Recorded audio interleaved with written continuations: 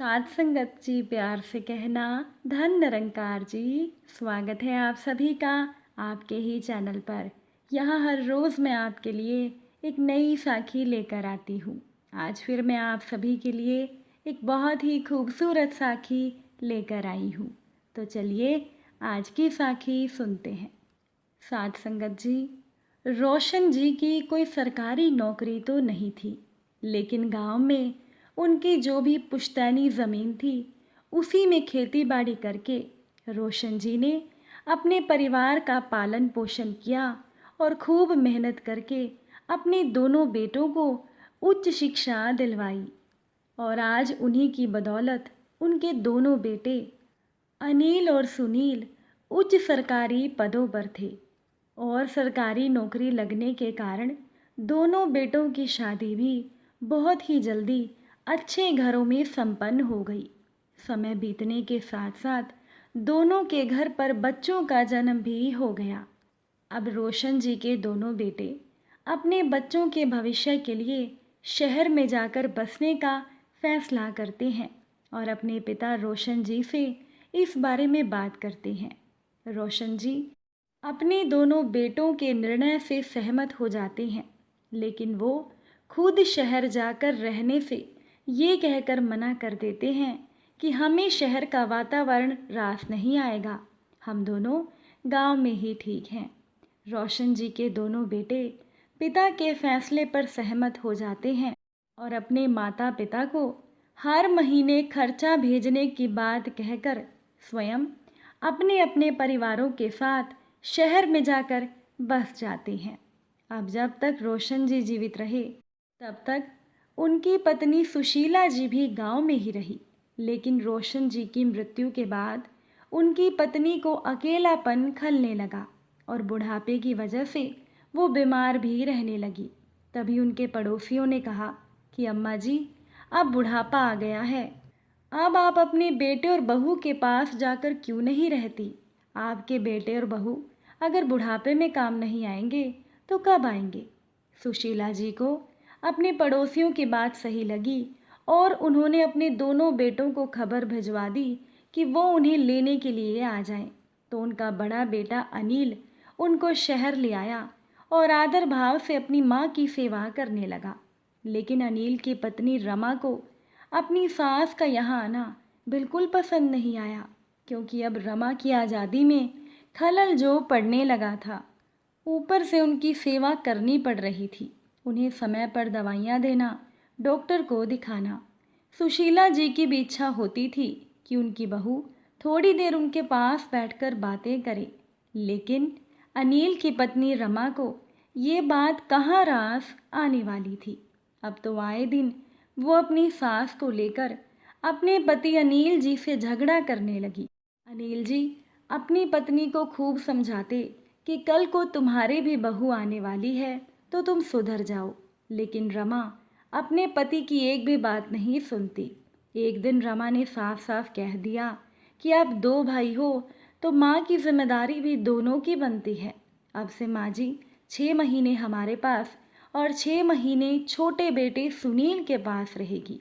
अब बेचारे अनिल जी क्या करते? दोनों भाइयों की आपसी सहमति से ऐसा ही हुआ। अब बेचारी सुशीला जी 6 महीने अनिल और 6 महीने सुनील के पास रहने लगी।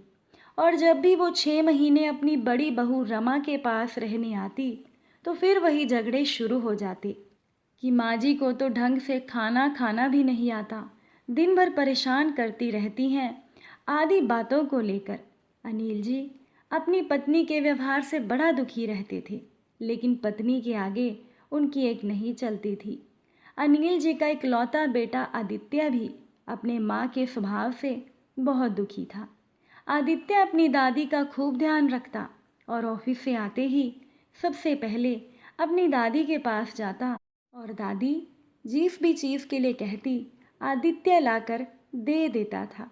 आदित्य का स्वभाव बहुत अच्छा था अपनी दादी के प्रति। आदित्य की सगाई अभी 2 महीने पहले ही उसी के साथ ऑफिस में काम करने वाली दामिनी से तय हुई थी और 1 महीने के बाद ही दोनों की शादी होने वाली थी।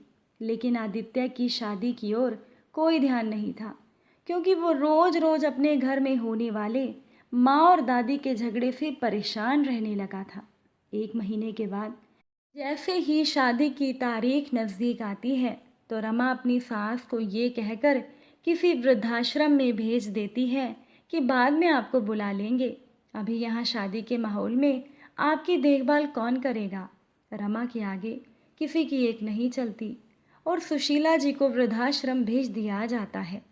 शादी होने के कुछ दिन के बाद जब आदित्य अपनी पत्नी दामिनी को बताता है कि मेरी दादी माँ वृद्धाश्रम में है, तो आदित्य की पत्नी दामिनी दादी माँ को वापस घर लाने की जिद करती है। जब रमा को इस बात का पता चलता है कि उनकी बहू उनकी सास को वापस घर लाने के लिए कह रही है, तो वो अपने बेटे पर बहुत गुस्सा करती है और कहती है कि कल की आई बहू अब हमें सिखाएगी कि हमें क्या करना है और क्या नहीं। ये बात सुनकर दामिनी को बहुत गुस्सा आता है और वो बड़े ही शांत स्वर में अपनी सास को कहती है कि माँ जी, आपकी सास मतलब मेरी दादी सास के तो 2 बेटे हैं, इसीलिए वो 6 महीने हमारे पास और 6 महीने अपने दूसरे बेटे के पास रहती हैं और आखिर में आपने उनको वृद्धाश्रम भेज दिया। पर आप ये सोचिए, आपके तो एक ही बेटा है, आप 6 महीने तो यहाँ रह लेंगी, लेकिन बाकी के 6 महीने कहाँ रहेंगी। आपको तो शायद हमेशा के लिए ही वृद्धाश्रम में ही रहना पड़े। बहू की ये बात सुनकर रमा एकदम हैरान हो जाती है। अब उनके मुंह से एक भी शब्द नहीं निकल रहा था और पास खड़े अनिल जी मंद मंद मुस्कुरा रहे थे कि जो बात वो इतने दिनों से अपनी पत्नी को समझाने की कोशिश कर रहे थे, वो बात उनकी नई बहू दामिनी ने आते ही समझा दी। अगले ही दिन आदित्य अपनी दादी को वृद्धाश्रम से ले आया और दादी जैसे ही गाड़ी से नीचे उतरी तो रमा रोने लगी और अपने किए की माफ़ी अपनी सास से मांगने लगी। तो सुशीला जी ने कहा कि तुम्हें अपने किए का पछतावा है, यही तुम्हारी माफ़ी है। ये कहकर सुशीला जी ने अपनी बहू रमा को गले से लगा लिया और अपने पोते की बहू दामिनी के सर पर हाथ रखकर उसे आशीर्वाद देते हुए कहा, तू सच में किसी बड़े घराने की लक्ष्मी है, जो तुझे तुम्हारे माता पिता ने इतने अच्छे संस्कार दिए हैं। तुमने आज अपनी समझदारी से मेरी बहू का मन भी बदल दिया।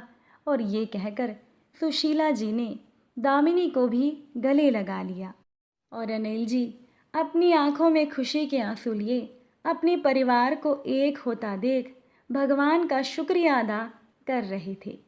एक बहू की समझदारी ने पूरे परिवार को जोड़ दिया। साथ संगत जी, आज की साखी आपको कैसी लगी कमेंट में ज़रूर बताइएगा। अगर आप इस चैनल पर नए हैं तो चैनल को सब्सक्राइब भी ज़रूर कीजिएगा। फिर मुलाकात होगी एक नई साखी के साथ। साथ संगत जी प्यार से कहना, धन निरंकार जी।